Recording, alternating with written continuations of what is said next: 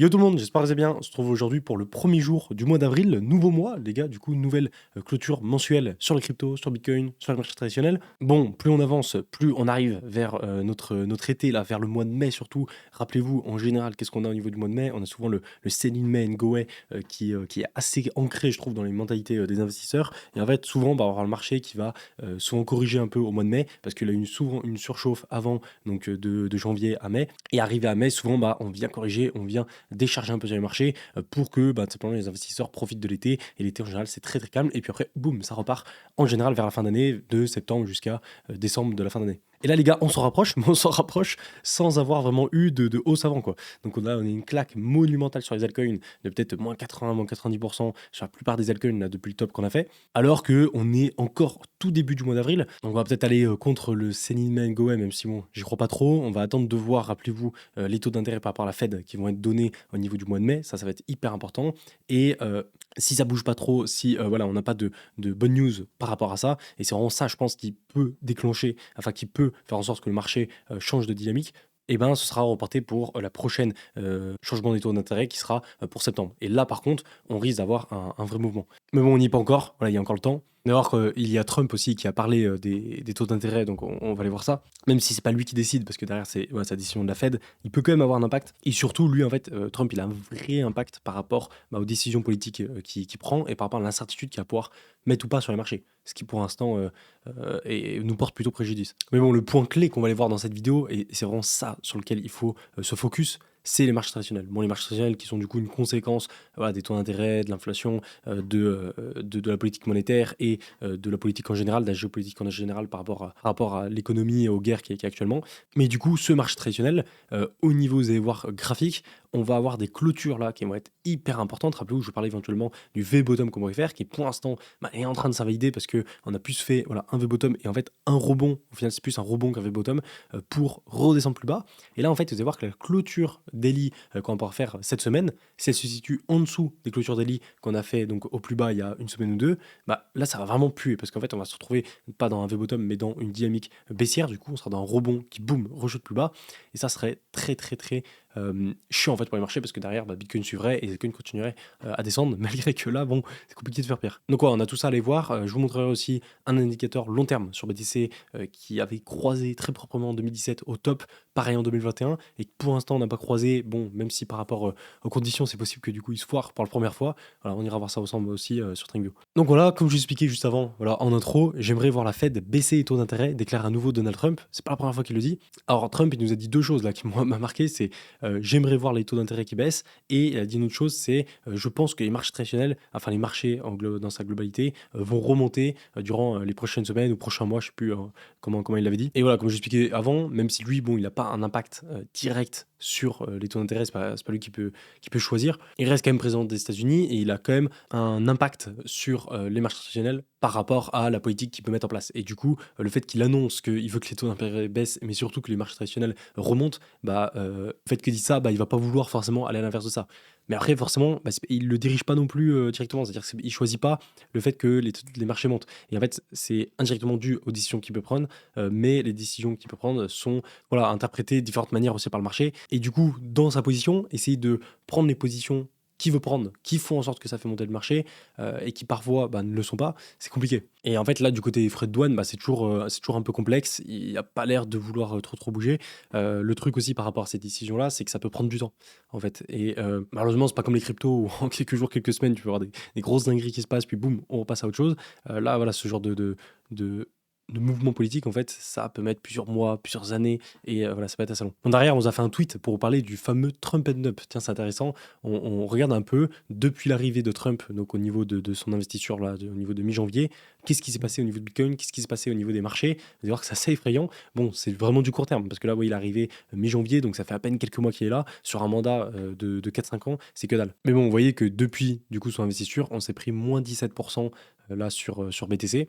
Mais par contre, si on regarde son ancien mandat, alors c'est complètement différent parce qu'on était à l'époque, on était en 2016 jusqu'à 2020, donc c'était un moment sur Bitcoin où on était bien loin de ce qu'on a actuellement et on était en bull run au niveau de 2017. Mais ce qui est intéressant, c'est que vous voyez, de la même façon, en fait, la dernière fois, les marchés avaient mis du temps avant d'avoir une dynamique haussière qui se lançait par rapport à l'investiture de Trump qui s'était fait en 2016. Pour BTC, il a fallu à peu près plus de 140 jours après l'arrivée de Trump pour qu'on ait une réaction du marché. Donc ouais, 140 jours, ça fait à peu près 4-5 mois. Et quand on voit les deux graphiques, ouais, donc là c'est 2024 qui est ici en violet et 2016 qui est ici en noir. Et on voit, oui, du coup, en 2016, que le prix, il n'a pas beaucoup bougé pendant environ 4-5 mois et que ensuite, une fois que, au bout de quelques mois que Trump a été donc dans son mandat, et là, boum, on a le marché qui est reparti. Alors, ça veut pas dire que voilà, on va refaire la même chose et qu'au final, en fait, il faut attendre 4 mois pour que boum, ça reparte.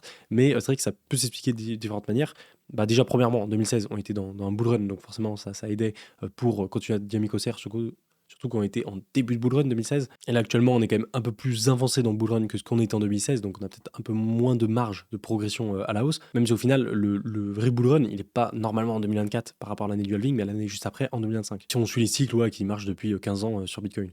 Et aussi, ce qui explique par rapport aux premiers mois en fait, des mandats d'un président, mais c'est en général assez vrai pour la plupart des présidents, mais surtout pour Trump, c'est que les premiers mois, en fait, le marché, il a toujours peur parce que il sait pas comment, voilà, qu'est-ce qu'il va mettre en place à court terme, là, le président. Et surtout, voilà, quand tu as un nouveau président, tu as plein de nouvelles choses qui changent, tu as des dynamiques par rapport aux positions qu'avaient les US qui changent, que ce soit au niveau économique, politique, etc.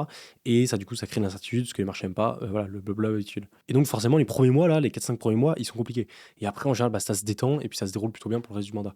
Donc, on va voir, mais voilà, ça pourrait se passer de cette manière aussi. Ça paraît pas du tout déconnant. Bon, qu'est-ce qu'on a eu? On a eu aussi une grosse dinguerie là sur Hyperliquid. Alors, on avait déjà eu un problème dans ce style, rappelez-vous, il y a quelques semaines. Et là, du coup, de nouveau, c'est arrivé avec une autre paire, avec un autre problème. En fait, c'est encore tout autre chose. En fait, c'est des exchanges comme Binance et OKX qui sont allés lister une crypto qui a fait pump en fait une crypto, donc c'est Jelly Jelly, c'était une vieille crypto un peu, une sorte de meme coin, qui avait pas énormément de volume, ce qui a fait que derrière, en fait, ça a engendré une liquidation du côté de Hyperliquid, ce qui a fait que Hyperliquid s'est pris une position latente en perte de plus de 10 millions de dollars par rapport à ça. Donc ouais, c'est un peu la guerre en ce moment, c'est ouf, mais entre les SEX et les DEX, donc les plateformes centralisées et décentralisées, ça se bataille pas mal. Et en fait, il y a tellement d'argent en jeu, tellement de positions à prendre que il y a zéro pitié, quoi. Et ça se tire dans les pattes dès que ça peut. Et du coup, Hyperliquid, compliqué. En fait, Hyperliquid, c'est vraiment la plateforme qui est hype au niveau des DEX et qui a pris pas mal d'ampleur ces derniers temps, mais qui voilà, n'est pas encore parfait au niveau de leur sécurisation, de leurs failles, si tu peux appeler ça comme ça. Et du coup, il y a toujours des petites failles qui sont trouvées et qui fait que ça peut être un peu tendu, un peu bancal derrière. Donc ouais, je vous laisserai aller voir le tweet par rapport à ça, mais je trouvais ça assez intéressant. Bon, on a autre chose, on a un airdrop aussi de Hyperland qui peut être super intéressant à aller faire si vous voulez récupérer un peu d'argent facilement. Alors moi, je vais essayer de le faire, je l'ai pas encore fermé, mais je vais le faire dans la journée. Bon, un airdrop, c'est un peu comme d'habitude, on sait jamais vraiment si ça va avoir lieu déjà, s'il n'est pas confirmé, et voilà, à quel point ça rapporte de l'argent. Mais là, ce qui est intéressant par rapport à ça, c'est qu'en fait, il faut regarder les chasseurs d'airdrop pour voir un peu voilà, qu'est-ce qu'ils peuvent remarquer, qu'est-ce qui peut être intéressant, qu'est-ce qui peut être sous-évalué à faire. Et en fait, là, ils ont remarqué que Hyperland est en activité, il a un sous-nom de domaine commençant par claim. Et ça, en général, ça s'annonce plutôt bien pour un airdrop, parce que le fait d'avoir un sous-domaine qui veut dire claim, c'est qu'en général, on va avoir un airdrop qu'on va pouvoir claim juste après. Bon, et du coup, en fait, quand on regarde le réseau, il y a vraiment très peu de volume. Il y en a une baisse de moins 80% qui est assez terrifiante. Et on a moins de 500 nouveaux utilisateurs par jour et environ 4500 utilisateurs chaque jour. Donc, c'est un intérêt qui est beaucoup moins présent. Et donc, au final, le fait d'avoir un intérêt qui est beaucoup moins important et donc pour se positionner dessus, c'est beaucoup plus simple. Et ouais, on a seulement 72 wallets qui ont plus de 500 TX sur Hyperland. Donc, c'est pas tant que ça en réalité. Et 223 wallets qui ont plus de 300 TX. Et 1124 qui ont plus de 150 TX. Et en réalité, c'est vraiment pas ouf. Enfin, c'est vraiment pas énorme non plus. 150 TX, c'est-à-dire 150 transactions qui ont été faites, seulement 1124 wallets sur le réseau. C'est vraiment pas beaucoup. Et du coup, en fait, on peut se positionner. Alors, c'est vrai qu'une transaction, ça a coûté quelques frais, mais derrière, avec quelques dizaines ou centaines d'euros, on peut se positionner dans les meilleures wallets et espérer d'avoir un airdrop qui peut gagner bien plus. Donc moi, c'est ce que j'essaie de jouer derrière. Après, voilà, c'est pas une certitude, mais c'est vrai que par rapport aux données qu'on a, ça peut être plutôt intéressant à faire. Il y a un autre projet là qui est intéressant et qui continue d'avancer, j'en ai déjà pas mal parlé, mais c'est Zero G Labs. Ils ont annoncé une grosse mise à jour par rapport à leurs mineurs, où en fait ils vont apporter une meilleure évaluation des contributeurs pour une nœud peu fiable, récompense dynamique et transparence via Storage Explorer. Là, ils mettent pas mal de choses vraiment cool par rapport à leur écosystème, par rapport à la blockchain. Et j'ai hâte de voir leur listing. Normalement, ils devaient lister Q1 2023, 2025 plutôt. 2023, c'était longtemps. Donc finalement, là, pour janvier, février, mars, ça n'a pas été fait. Et donc j'ai hâte de voir si ou pas ce sera fait pour voilà, avant l'été ou plutôt pour la fin d'année, on verra. Mais ça, je pense, je vous l'ai déjà dit, mais bon, je fais le pari que ça, c'est un projet qui, je pense, peut performer malgré le marché qui soit pas ouf, quoi. Donc voilà, et comme d'hab, il faudra faire gaffe à pas trop se précipiter non plus sur le listing parce qu'en fait, on peut avoir un gros x10, x20 qui peut s'imprimer, mais derrière, on a une correction plus profonde avec, comme d'hab, hein, une période de range où là, ce sera intéressant de rentrer, mais on aura le temps d'ici là, et ensuite, voilà, de jouer la hausse future qu'on pourrait avoir. Mais ça, bon, ce sera sur le long terme, il y a encore pas mal de mois devant nous avant que ça arrive. Bon, ensuite, on a eu les datas au niveau de la macro US, donc je vais passer très rapidement. Ce qui nous intéresse surtout, c'est l'inflation. Donc au niveau de l'indice de la croissance, là, on est bon. Au niveau des inscriptions au chômage, on est bon aussi. Vous pouvez aller voir en détail, si vous voulez, on vous a tout expliqué. Mais au niveau des chiffres, on a été plutôt bon. Et le seul bémol, c'est l'inflation. Alors vous voyez, ce qui est intéressant, c'est que l'inflation PCE YOY et PCE MOM est bonne. Vous voyez, on est dans les prédictions qui ont été faites. Mais celle qui est pas bonne, c'est la core PCE. Et au final, la core, c'est le plus important parce que c'est ce que va privilégier la Fed. Rappelez-vous, attention, le core PCE, c'est ce que va privilégier la Fed parce qu'en fait, c'est l'indice de l'inflation en excluant la nourriture et l'énergie. Et du coup, ça diminue la volatilité et donc c'est ce que la Fed va privilégier. Et malheureusement, ces deux données-là, le core PCE YOY et le core PCE MOM, sont pas bons au niveau des prédictions, et du coup on a été en dessous des prédictions qui ont été faites, ce qui fait que les chiffres d'inflation n'étaient pas forcément bons, donc on a eu un marché qui a plutôt mal réagi par rapport à ça. Donc on a eu l'S&P ou le Nasdaq qui continue de chuter, donc ce que j'expliquais tout à l'heure, il fallait vraiment faire voilà, un V-bottom et boum, remonter, et là pour l'instant, bah oui, on est dans un rebond pour repartir en tendance baissière. Et ça dépendra vraiment de la clôture daily qu'on va faire. C'est-à-dire que si là, vous voyez, on fait une clôture daily, je vous montrerai après sur TradingView, mais si on forme une clôture daily qui passe en dessous de ce niveau, là, ça va vraiment puer parce qu'en fait, on continue la dynamique baissière et là, ça va pas être bon. Mais pour l'instant, tant qu'on n'a pas clôturé en dessous de ça et qu'on repart pas en dynamique baissière, on est toujours bon pour avoir voilà, un rebond. Hop, petite correction, et de nouveau, boum, on repart. Et c'est vrai que c'est souvent ce qu'on faisait voilà, en daily pour faire former un peu le V-bottom. Donc, ouais, c'est pas foutu, mais c'est vrai que là, avec les chiffres d'inflation qui n'étaient pas bons, toujours cette incertitude sur les marchés, avec les frais de douane qui sont toujours, qui sont toujours au même positionnement avec Trump, et le fait que les taux d'intérêt, pour l'instant, bah, on n'a pas vraiment de news par rapport à ça, une news positive, et ben ça fait que les marchés, voilà, c'est plutôt moyen. Donc malheureusement, comme d'habitude, dès que vous avez les marchés traditionnels qui chutent, bah, le BTC il suit quoi qu'il arrive. Et du coup, ce qui est intéressant, c'est que rappelez-vous, dans la dernière vidéo, je parlais du gap à aller combler à 84 000 $ qui peut être super intéressant. Et du coup, c'est ce qu'on allait faire. On allait chercher les 84 000 $. Donc, j'ai pu me repositionner sur mon trade par rapport aux 84 000. Mais derrière, j'ai quand même coupé mon trade. Alors, ça, c'était durant le week-end. Vous voyez, je l'ai coupé légèrement positif. Alors, rappelez-vous, c'était le gros long que j'avais là sur Femex. Enfin, le gros long, tout est relatif. Mais j'avais quand même un bon long là que je mettais en swing sur Femex, et je voulais jouer voilà, la hausse qu'on pouvait avoir pour revenir au niveau des 100 000 $ dans le range. Mais ce week-end, voilà, je sentais pas trop, enfin j'étais pas forcément présent ce week-end, je pouvais pas trop suivre mon trade. Derrière, je voyais que le marché, bon, c'était pas ouf non plus. On a une marche traditionnelle là qui peut faire de nouveau plus bas, du coup j'ai préféré sortir, me dire ok vas-y, je sors en break-even, même un petit peu en positif avec 700 $ de gain, et j'attends. Et en fait, ça me dérange pas de rentrer plus haut si derrière j'ai des plus grosses confirmations, mais pour l'instant avec voilà, toutes les incertitudes qu'on a, je préfère pas laisser ce trade là et attendre de voir voilà, quelle position, enfin quelle direction vont prendre les marchés traditionnels, voilà, surtout. Bon, ensuite, tiens, un tweet les gars sur une combinaison d'indicateurs hyper intéressant. J'ai jamais vu cette map là, je la trouve trop intéressante. Vous voyez, c'est cette map qu'on a ici. En fait, on combine plusieurs indicateurs. Donc, vous voyez là, par exemple, on a Newpol, Price to Run, SOPR. Donc, ce sont des indicateurs que ouais, on connaît, MVRV, etc. Ce sont des indicateurs qu'on voit assez régulièrement. Et en fait, quand on les combine tous, et ben on les met avec une couleur qui correspond par rapport à leur indication. Donc, plus on est dans le 0, plus on est dans le bleu, plus ça veut dire que l'indicateur n'indique pas voilà, une baisse future ou n'indique pas une surchauffe, en tout cas au niveau du marché. Plus on est dans le 1, plus on est dans le rouge, plus on est sur une surchauffe du marché, ce qui en général, faut faire gaffe parce qu'on est souvent sur un top qui peut être proche. Bon, ça c'est en théorie. Après, en concret, quand on regarde, c'est vrai que ça peut plus ou moins coïncider. Mais c'est vrai qu'en général, ça marche plutôt bien. Vous voyez, par exemple, là, on était sur un top de prix ici. Et quand on regarde, on était plutôt dans le rouge sur la plupart des indicateurs. Et regardez, c'est assez bluffant. Vous voyez, le top qui est ici, c'était vraiment rouge sur tous les indicateurs, quoi. Pareil ici, vous voyez, on avait pas mal de rouge, un peu moins bas, mais pas mal ici quand même, quand on avait un top price. Et les deux derniers top price qu'on a fait, pareil, on était dans le rouge. Et là aussi, on était dans le rouge. Et inversement, quand on est dans le bleu, on est souvent sur les zones de bottom. Et là, ce qui est un peu chiant, c'est vrai que par rapport à ce qu'on a, c'est que on a eu le top price qui s'est fait ici. Vous voyez, on avait pas mal de rouge. Et là, pour l'instant, on est toujours plus ou moins dans le rouge. Et on a du mal à faire en sorte que ça chute dans le bleu. Mais c'est vrai que ça peut mettre un peu de temps. Vous voyez, quand on a eu le top price ici, on a eu encore un petit peu de rouge et de jaune avant de passer dans le bleu. Donc là, c'est un peu pareil. Donc ça met du temps, malheureusement. Et le deuxième indicateur qui est intéressant, c'est celui-là au niveau du Bitcoin Bull and Bear Market. Donc c'est des moyennes mobiles, mais qui nous montrent en fait les phases par rapport à cet indicateur de boule et de bear. Bon, là aussi, à prendre avec des grosses pincettes, même plus que l'autre image que je vous ai montré avant. Ce qui est quand même intéressant, c'est qu'on voit que toutes les phases de bleu, c'est les phases de bear, les phases de rouge, c'est vraiment les phases de bull run. Là, de nouveau, bear, bull run, avec la petite phase de Covid entre-temps. Là, la grosse phase de bear qu'on a eue. Et vous voyez, ce qui est intéressant de nouveau, c'est qu'on a eu une phase de bear avant de finir le bull run ici, et boum, repartir complètement en bear market. Et oui, là, on a eu le bull run qui est parti quand même assez fort par rapport à ce qu'on a pu connu dans le passé, qui est surtout resté à un niveau assez haut tout le long, en fait, sans avoir vraiment un seul pic qui monte puis qui redescend. Et derrière, on a quand même eu quelques petites phases de bear ici, avant quand même de repartir en bull, et là, de nouveau une petite phase de bear, qui est actuellement, vous voyez, plus profonde que ce qu'on a connu ici au niveau de il y a environ un an là vers printemps-été 2024. Donc à voir, pour moi c'est pas foutu, c'est pas parce que ces indicateurs ils sont là on part dans le bear que c'est forcément foutu. On a déjà vu dans le passé que c'était pas forcément significatif de bear market tout de suite. Plutôt celui-là que je trouve très très intéressant pour voir un peu les phases de couleur en fait quand on combine plein d'indicateurs ensemble. C'est vraiment ça qui je trouve le plus important en fait, de pas utiliser un seul indicateur mais d'en combiner plusieurs.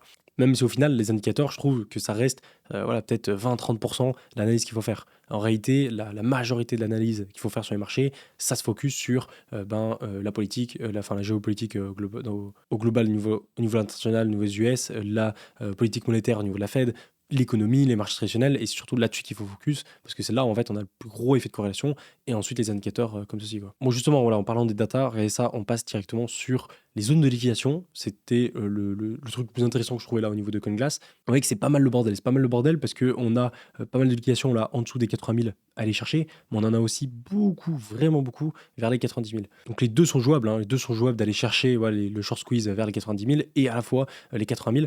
Compliqué de trouver là la bonne direction par rapport au marché. C'est pour ça qu'avec ça, on peut combiner un peu les ordres d'achat et de vente qui sont hyper intéressants. Et oui, sur les 90 000, effectivement, on a pas mal d'ordres de vente qui se positionnent. Et donc rappelez-vous, sur le graphe que je vous ai montré juste avant, on a les 80 000 qui sont juste là, avec des zones de liquidation. Et les zones de liquidation au niveau des shorts sont au niveau des 90 000. Donc vous voyez là, on est vraiment sur le haut du range ou le bas, avec le cours qui navigue un peu entre les deux et qui ne sait pas trop où aller. Bon, et ce qui est intéressant, c'est qu'au niveau des ordres de vente, vous voyez, on a de nouveau le 700 BTC. Alors, il n'est pas ici, mais il est ici, 734 BTC en ordre de vente à 90 000 $, qui est descendu parce que rappelez-vous, cet ordre-là, il était, je crois, à 102 000 par ici, puis ensuite il a été descendu à 95, puis il a été descendu ici à 90 000. Après, il pourra peut-être remonter, je sais pas. C'est un peu l'ordre de spoofing qu'on a. Enfin, moi, je pense que c'est du spoofing par rapport au fait que, rappelez-vous, on a un faux ordre en fait qui est positionné, un peu pour faire peur au marché, pour montrer qu'on a beaucoup d'ordres de vente à ce niveau-là, mais qu'au final, un faux ordre qui va être enlevé juste avant que le cours l'absorbe. Donc, voilà, c'est plutôt ces ordres-là qu'il faut regarder, je pense, qui sont réels. On a 262 BTC ici et 139 qui sont ici au niveau des 90 000. Et donc, voilà, toujours cette zone au niveau des 90 000 qui est vraiment le problème à passer. On le voit, regardez, au niveau du ruban, vous voyez, de nouveau, on s'est fait rejeter plusieurs fois. Alors, vous voyez, on était venu tester ici, ici, et de nouveau à chaque fois, vous voyez, on s'est rejeté. Et ça, c'est vraiment la zone là des 90 000, 92 000 qui est le point pivot en fait pour BTC, qui va faire que ou pas, on va réintégrer le range, repartir en bull run, ou alors on va rester en dessous. Et tant qu'on reste en dessous, on ne peut pas relancer cette dynamique et passer au-dessus de ce point pivot. Et là, le ruban, il est encore très large à ce moment-là, donc c'était compliqué de le passer. Là, en fait, il peut commencer à se rétracter et que ce soit plus simple pour le passer. Mais bon, on n'y est pas encore, ça peut prendre encore quelques mois. Bon, ce que je voulais vraiment vous montrer là sur ce graphique, c'était l'indicateur là que je vous expliquais en intro. Le P-Cycle indicator, les gars, ça fait super longtemps qu'on n'a pas parlé, qui est l'un des indicateurs que je regarde le plus pour en fait les taux de bull run. Rappelez-vous, par exemple, en 2013-2014, alors c'était assez flagrant, mais vous voyez, en 2013-2014, ils nous avaient donné le top ici, à quelques jours près du top. En 2014, pareil, à un jour près du top. Ensuite, 2017, là c'est abusé, vous voyez, ça a vraiment donné l'indication le jour même, quoi. On avait le top du marché, c'est assez bluffant. Et en 2021, même histoire, vous voyez, 2021, on ne l'avait pas donné sur le deuxième, mais il l'avait donné sur le premier. Pareil, à un jour près, vous voyez, 2 jours près, vous voyez, on avait le top du marché à 58 000 $, alors que le top était ici à 65 000. Donc vraiment très proche. Et là, vous voyez, cette fois-ci, il ne nous l'a pas donné pour ce moment-là, et pas pour ce moment-là.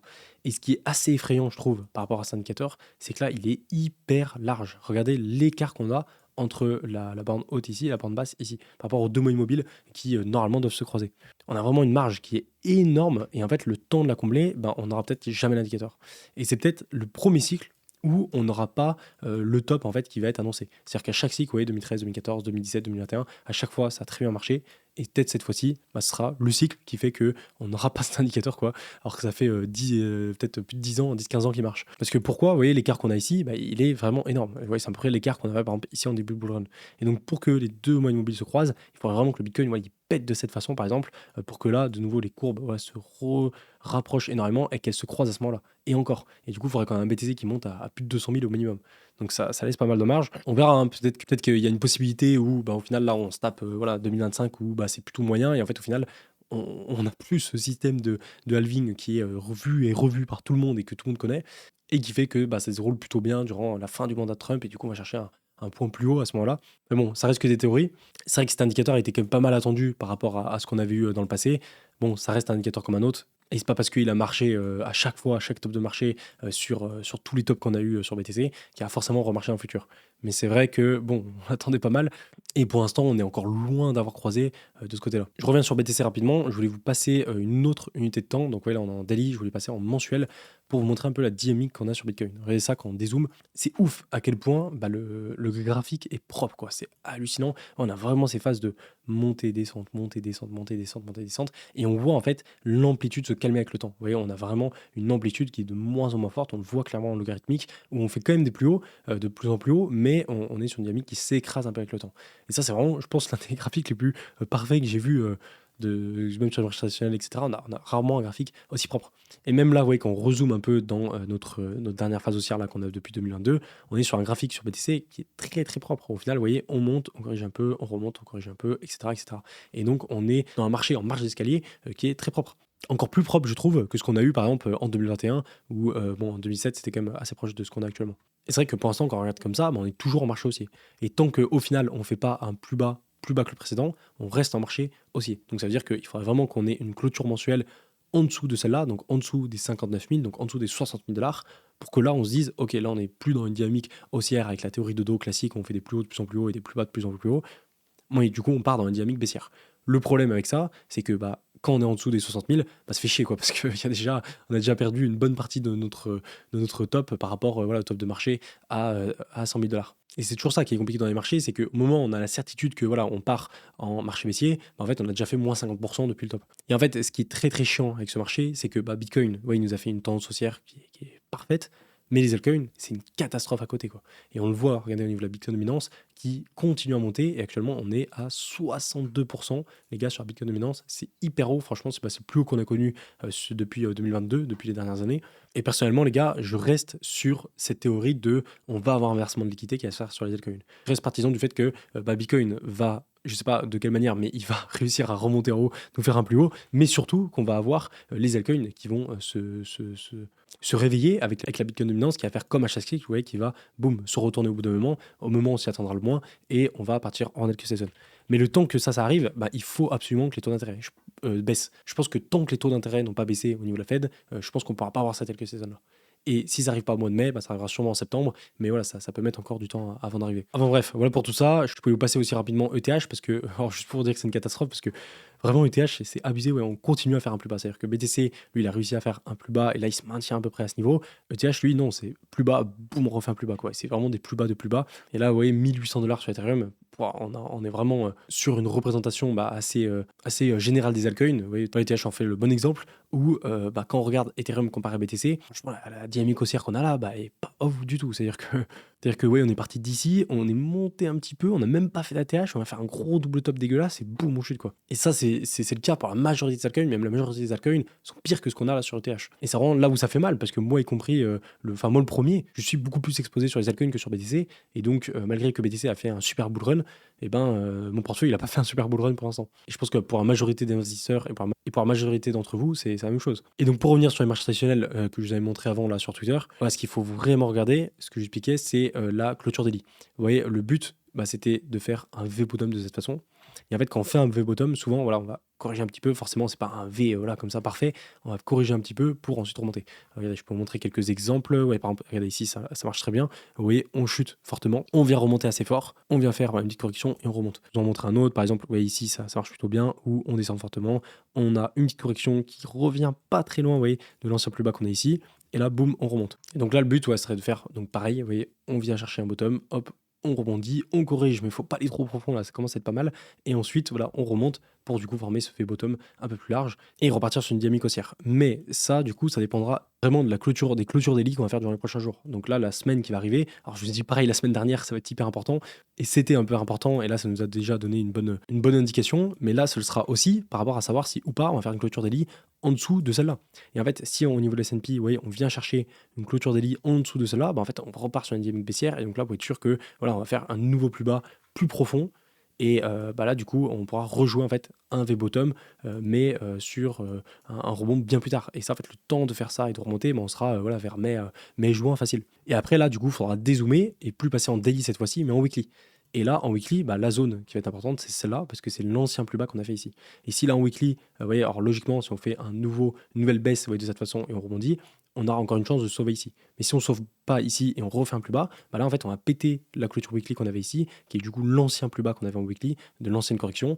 Et là, du coup, c'est-à-dire on part dans une dynamique baissière en weekly, qui est bon, là, voilà, on en a pour au moins plusieurs mois, voire tout 2025, quoi. Et là, ce serait plus chiant. Bon, comme d'hab, tout ça, ça va dépendre voilà, de la politique, de ce que va nous faire Trump ou pas par rapport à cette décision politique, et par rapport à l'inflation, bon, qui pour l'instant pas ouf, par rapport aux chiffres à court terme qu'on a eu, et aussi, surtout, par rapport aux taux d'intérêt, qui sont vraiment hyper importants. Ah oui, avant de passer sur le commentaire du jour, je voulais rapidement passer ça sur ZoomX. Alors, j'ai fait une nouvelle petite strat là, les gars, c'est la première fois que je short. Depuis le début du bull run, là, j'étais full long parce qu'en général, en bull run, je m'interdis un peu de short parce que c'est assez complexe de le faire. Mais c'est vrai que par rapport au marché qu'on a actuellement, bon, ça peut avoir le coup. Bon, j'ai mis un peu de temps, ça se trouve, les gars, je commence à short alors qu'on est, on est proche du bottom, ce serait assez ouf. Mais bon, là, je prends pas trop de risques non plus. En fait, qu'est-ce que je fais? Je vais aller chercher des altcoins qui sont vraiment dans une dynamique baissière et qui ont peu de chances en réalité de repartir en dynamique haussière. Alors, il y a pas mal de chances qui rebondissent pour aller liquider des positions. Donc, c'est là où il faut bien doser sa zone de liquidation. Mais derrière, qui ont quand même pas mal de chances de voilà, continuer à baisser. Là, par exemple, j'en ai pris deux. Vous voyez, il y a le Tutu. Alors, je sais pas du tout ce que c'est comme crypto, mais quand je vois sa charte, bon, c'est bien dégueulasse. Regardez en daily, on est vraiment sur une charte où ça pump très fort. Et en fait, derrière, vous voyez, ça se laisse mourir. Et en fait, c'est souvent ça les altcoins où tu sais pas pour quelle raison, il y a eu listing, il y a eu une news qui a fait que ça pump énormément. Et en fait, derrière, après, une fois que la news est passée, bah, ça se laisse mourir petit à petit. Hein. C'est un peu ce qu'on a eu sur le BMT là l'autre jour. Vous rappelez-vous, bah, il a été listé, boum, c'était pas mal. Listing Binance, bam, ça a explosé. Et en fait, derrière, bah, ça se laisse mourir petit à petit. Et donc, en fait, short à ce moment-là, ça peut être intéressant. Donc là, ce que j'ai fait, j'ai posé un premier short ici. On le voit en 1 heure, voilà, ça se casse un peu la gueule. Et là, le but, bah, c'est d'aller chercher voilà, une tendance baissière et de sortir en short par ici. Ensuite, deuxième que j'ai mis, c'est Wall. C'est un nouveau qui est apparu là sur ZoomX. Ça aussi, c'est intéressant. En fait, vous pouvez les trier par les nouveaux. Et là, il vient d'être listé. Et du coup, là, pareil, nouveau listing. Donc, boum, il pète, il explose, et en fait derrière, ça fait juste une grosse bougie daily par rapport à la news du listing, et en fait derrière, une fois que cette news elle est passée, en fait on a plus de chances de pricer ça à la baisse et que ça vienne chuter. Donc c'est pour ça que je me suis positionné là, pareil, je me suis positionné du coup en short. Bon, ça rend des petites positions, en margin je mets du 500, 650, donc ça fait des positions avec le levier de 8000, 5000. C'est vraiment peu par rapport à ce que je pouvais mettre avant. C'est parce que j'ai pas envie trop d'engager de capital en fait dans ce trade là, et c'est plus en mode je teste, c'est-à-dire je fais quelques tests, j'essaie d'apprendre un peu qu'est-ce que je peux faire avec ça, de voir ou pas si ça peut fonctionner et du coup commencer à mettre plus de capital. Mais pour l'instant, voilà, c'est plus du testing que des fortes positions voilà, sur lesquelles je vais mettre du capital. Donc voilà pour ça, et comme d'hab, si ça vous intéresse, je vous mettrai le lien en description si vous aussi voulez tester. On finit avec le commentaire du jour de INTJ qui me dit que des spams en commentaire. Et c'est vrai que t'as raison les gars, si vous allez voir les commentaires en ce moment, mais c'est une folie, je comprends pas pourquoi. Le marché chute, il y a moins d'argent, mais il y a encore plus de bots qui arrivent. Et ce que je comprends encore moins, c'est qu'il y a quelqu'un en dessous qui a dit manque de retail du coup, et ils sont obligés de payer les bots pour le référencement. Tout le monde le fait dans le YouTube TAL. Alors je sais pas ce que dans le YouTube Game, je pense que vous voulez dire. Et du coup, j'étais en mode attends, mais ça veut dire quoi ça? Ça veut dire que moi j'ai payé des bots pour qu'ils viennent dans mes commentaires pour le référencement. Je me dis, c'est lunaire comme truc. C'est-à-dire que, bon, j'espère que vous n'êtes pas nombreux à penser ça, mais c'est-à-dire qu'il y a quand même des gens qui pensent que, genre, je vais payer des bots pour qu'ils mettent des commentaires sur mes vidéos pour que ça augmente mon référencement et que j'ai plus de vues. Alors les gars, je vous le dis que j'ai eu des commentaires en plus ou pas, ça n'a pas changé grand-chose à mes vues. Deuxièmement, que je fasse mes vues ou pas, je m'en fous, parce que je suis pas dans cette optique-là, et je suis plus dans l'optique de vous montrer un peu mon analyse et mon plan de marché, mais pas dans l'optique de faire plus de vues, sinon je ferai que des top altcoins, même si bon, pour l'instant, c'est pas la folie. Mais surtout, les gars, les bots comme ça, pour moi, c'est un enfer. C'est-à-dire que là, l'espace commentaire, il est ruiné à cause de ces bots. Et ça me saoule parce que du coup, en fait, ça empêche, ça vous limite, vous, à mettre des commentaires parce que vous savez qu'ils vont être moins vus par rapport au fait que, il y a full bot qui spam dedans et que du coup, c'est compliqué de voir les vrais du faux. Et surtout, faites gaffe. Et surtout ça, surtout ce point que je voulais appuyer, faites gaffe à ces faux commentaires, c'est que des scams. C'est-à-dire que si je voulais payer les gars des bots pour me mettre en commentaire, je mettrais des bots qui saucent mes vidéos. Je dirais ouais, bravo et tout. ou je sais pas, ce genre de choses. Mais j'irai pas mettre des commentaires en anglais qui veulent rien dire. Et en fait, faites gaffe parce qu'il y a de plus en plus du coup, de bots, je sais pas pour quelle raison. YouTube, ça me saoule qu'ils arrivent pas à réglementer ça. Et j'ai tout essayé. Et là, franchement, une équipe de modérateurs, on est 5-6. Moi, j'en banne peut-être une dizaine à chaque vidéo, mais ça, ils partent toujours pas. Je mets des mots bannis, c'est-à-dire qu'il y a certains mots que je remarque que les bots mettent, et s'ils les mettent automatiquement, donc leur commentaire est banni. Mais il y en a quand même, ils arrivent toujours à contourner les règles, et surtout derrière, faites gaffe, parce qu'en fait, ces bots, ils sont toujours là, parce qu'en fait, ça doit être rentable pour eux. Parce qu'il y a des gens qui doivent tomber dans leur arnaque, et du coup, ils doivent gagner de l'argent, et du coup, continuer voilà, à alimenter ça. Donc ouais, franchement, si vous avez des solutions pour ces bots, je suis preneur, mais j'ai pas l'impression, à part que YouTube mette en place des restrictions par rapport à ça et qu'ils changent en fait leur modération, je vois pas comment on pourrait faire. Et sur Twitter, c'est la même chose. Sur Twitter, c'est la même chose. Chaque fois que je mets un tweet, dans les secondes qui suivent, il y a plein de bots qui arrivent et qui mettent des tweets, donc faites gaffe aussi. Enfin bref, voilà pour cette vidéo. Bon, en ce moment, les gars, c'est assez chill en termes de fréquence de vidéo. La dernière vidéo que je vous ai fait, c'était il y a plus d'une semaine, et en vrai, ça sert à rien de faire une vidéo tous les 2-3 jours. Là, franchement, tant que le marché ne me donne pas de mouvement, ne donne pas d'infos ou de signaux intéressants, ça sert à rien de se précipiter, ça sert à rien de faire du contenu pour faire du contenu. Du coup, je préfère vous mettre à jour et vous faire une vidéo voilà, quand c'est vraiment nécessaire et qu'il y a eu un peu de mouvement. Donc voilà, comme d'habitude, n'hésitez pas à passer en inscription si vous voulez tester un peu le trading ou même l'investissement avec Swissborg. Je vous laisse là-dessus pour aujourd'hui et moi je vous dis à plus. Ciao!